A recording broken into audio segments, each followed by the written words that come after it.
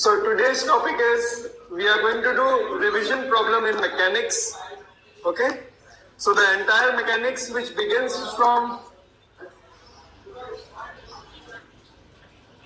kinematics, you move on to dynamics,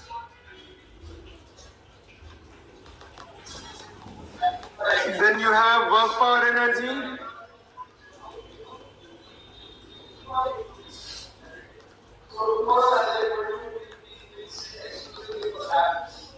then you have the concept of center of mass and collision problems.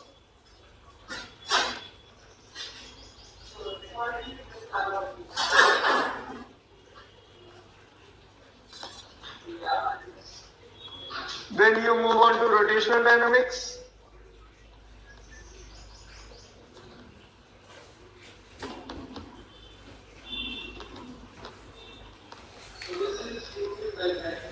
And then gravitation.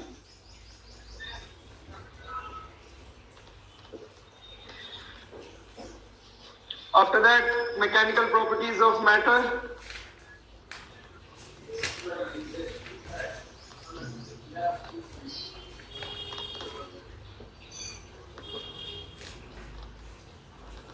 And last of all, fluid dynamics.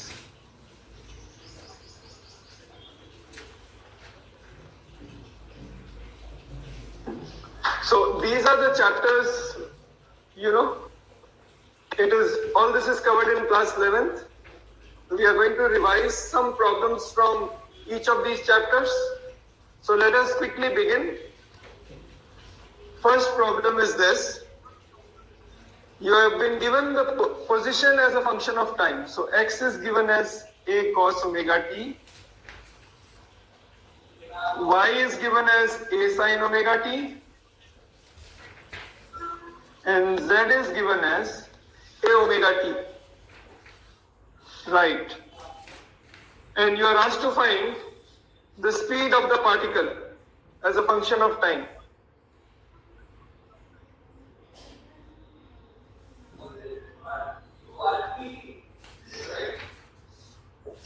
So basically, you have been given the x, y, z coordinates. So one thing to realize is this motion is happening in 3 dimensions.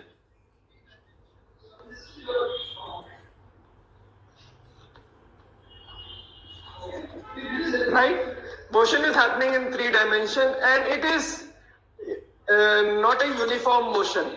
So it is neither motion with uniform velocity nor motion with constant acceleration. It is a very general type of motion.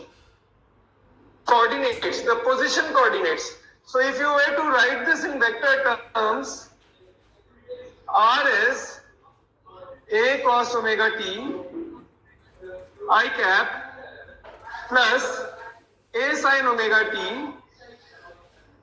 j cap plus a omega t k cap, right? So you can write that. Now, the derivative of position is velocity vector. So dr by dt is v bar. V bar is equal to dr by dt. Rate of change of position is velocity. Okay. Now differentiate this. You know what is the differentiation of this is minus a omega sin omega t. Last class we did differentiation, right? So this is a omega cos omega t. And the derivative of this, since a and omega are constant, just t differentiate, you get 1. So a omega k cap. Now this is velocity vector as a function of time. Now you want speed. Speed is magnitude of velocity. So if you take the magnitude of it, so what do you get? Minus a omega sin omega t whole square plus a omega cos omega t whole square plus a omega whole square. Right? Now you can take a omega square common in all of these, right? So what will happen? You have a omega whole square. This is sine square omega t plus cos square omega t, that is 1. 1 plus 1 is 2. So this is 2, right? So what do you get? The answer is magnitude of velocity, which is speed, is equal to under root 2 into a omega. This is the answer, right? You can also calculate acceleration. So in this question it is not asked, but what will be acceleration? Acceleration is nothing but dv upon dt, right? And then you can do one another differentiation of this. So if you do differentiation of this, you'll get back cos, sine, this will become 0, right? And then you have acceleration only in, you have the components I and j. You don't have acceleration along k, right? So this you can do it. Now what I'm trying to basically illustrate in such type of problems is, if you are given anything, let's say you are given position over here, you might have, they can also give you velocity and they will ask you find the position as a function of time. So then what will you do is you will integrate it to get the position. Or if they give you velocity and ask you acceleration, just differentiate it once. So basically you will have to proceed using calculus. These type of problems are general problems and they are to be proceeded using calculus. I hope this method is clear to you, this general problem. So any problem of this type can be asked and you must be able to solve it. Any doubts regarding this problem? Anyone? So, if you have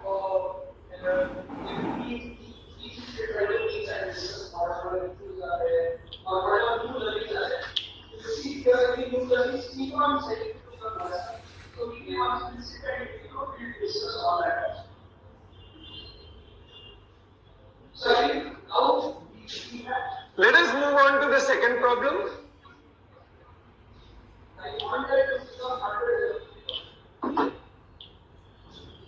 Now a particle starts from origin.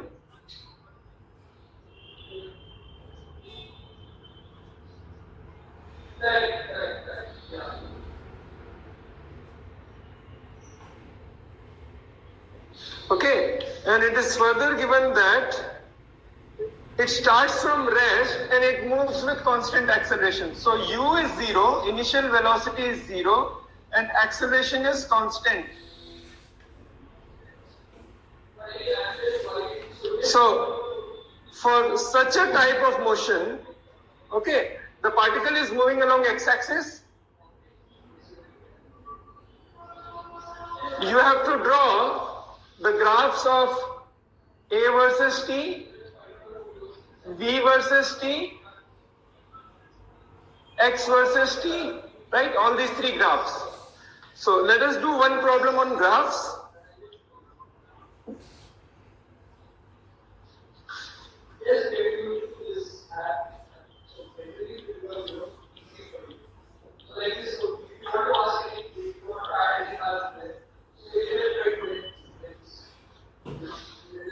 So, you know, you are plotting A on y-axis and time is on x-axis.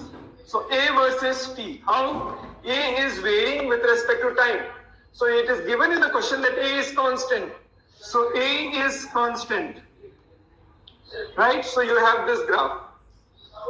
Now, you know, for constant accelerated motion, V versus t, first get the relation between V and t. So the relation between V and t is V is equal to u plus at. And you know that u given in this problem is 0. So 0 plus at. So this is at, right? Similar to y equal to mx, right? Because v is plotted on y-axis and t is plotted on x-axis, and this is the slope. So obviously the slope is positive because there is acceleration. So you need to draw an acute angle. So this is the graph. Okay, and this tan theta is equal to a. So how do we draw graph? Make it a rule that first you get a relation between the appropriate variables. So you get a relation, mathematical relation, and then according to that relation you draw the graph. So similarly, x versus t. Now x versus t first, what is the relation between x versus t? X is equal to ut plus half a t square. And you know that u is 0. Right? So x is half a t square. This is your relation. So first step is completed. You have got the relation between x and t. Now this is x. Now this is displacement. Don't get confused. This is not x-axis. This is displacement along x-axis and this is time. So you know this is a graph of this sort. Y is equal to some kx square. And you know this is a parabola, right? So this is a parabola. So I can draw this. This is an upward parabola like this. So you have these three graphs. So keep in mind, this is one problem I have just taken, very simple problem, but any problem asked, what you have to first do is get the relation between the variables on y-axis and x-axis, get the relation, mathematical relation, and then you should be able to draw the graph for that function. So quadratic function, you know it is a parabola, linear is a straight line, and this is just a constant. Okay, is there any doubt in this?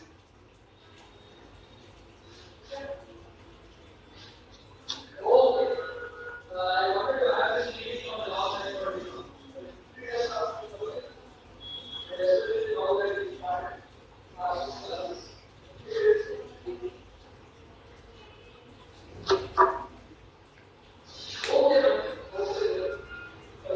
Now let us move on to third problem.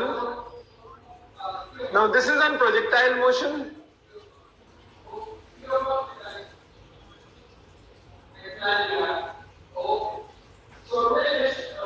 So the problem is this: a shell is fired from a fixed artillery gun with an initial speed u.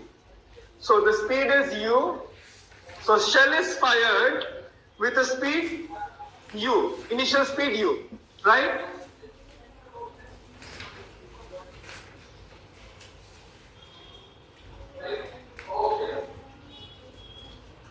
And further it says that it hits the target on the ground.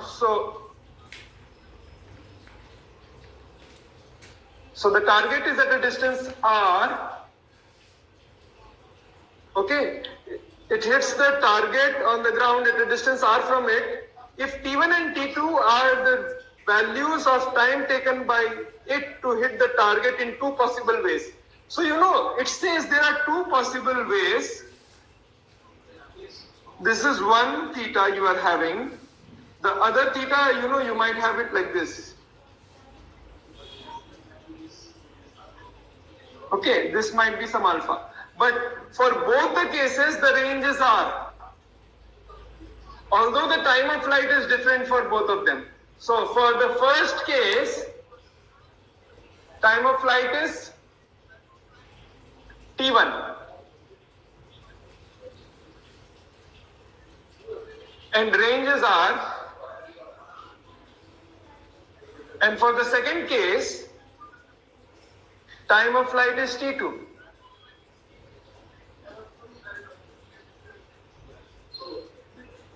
And range is still R.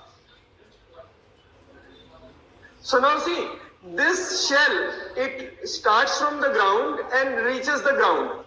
So you can use this formula of range, which you have derived it, u square sine 2 theta upon g. Right? So, you know, let us say you have this one angle r. For first case it is theta 1. For second case, range is again same, but the angle is theta 2. So since these both are same, sine 2 theta 1 should be equal to sine 2 theta 2. But we know that, see, it is given that time of flight in one case is, so let me first write the time of flight. Time of flight is 2u sine theta by g, right? 2u sine theta 1 by g. And T2 is 2u sine theta 2 by g. Right? And obviously it is given in the question that T1 is not equal to T2. There are two different values. So theta 1 is certainly not equal to theta 2. Right? So I have to choose a value of theta 1 and theta 2 such that sine 2 theta 1 is equal to sine 2 theta 2 and theta 1 is not equal to theta 2. Right? So how is it possible? You know that, in your trigonometry. Yesterday also I had pointed out in my discussion on basic maths used in physics, sine of 180 minus theta is sine theta. Right? So I can write this as sine 2 theta 2 as 180 minus 2 theta 2. Right? So we can equate 2 theta 1 is equal to 180 minus 2 theta 2. So from this you get theta 1 is equal to 90 minus theta 2.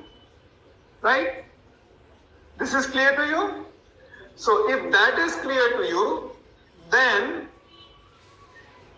T1 is 2u sine theta 1 upon g, and T2 is, instead of theta 2, we'll put 90 minus theta 1. Right? So theta 2 is 90 minus theta 1. So sine of 90 minus theta 1, sine of 90 minus theta 1 is directly cos theta 1, right? So cos theta 1 upon g, T1 into T2 is equal to 4u square sine theta 1 cos theta 1 upon g square. Now basically we want to find the relation. See, in the question we have to find the relation between T1, T2 and R. Because only these things are given, right? Theta 1 and theta 2, I have assumed it. So I have to eliminate theta 1 from here, na? But you know that R is equal to u square sine 2 theta 1 upon g. So what do you have from here? Again, 2u square. Now I'm breaking up this 4 into 2u square into 2 sine theta 1 cos theta 1, and you know from trigonometry 2 sine theta 1 cos theta 1 is sine 2 theta 1 upon g square. Right? So now what you can do is you can write this as 2 by g, and you have u square sine 2 theta 1 upon g that is left, so that you can write it as r. So the final relation that comes out is T1 T2. This implies the product of T1 T2 is equal to 2r by g. Right? This is what you were asked to find out, the relation between T1, T2 and r. Is the solution clear? So we have made use of the formula that we have derived for the projectile when it starts from the ground and it ends on the ground. Then only you can apply this formula.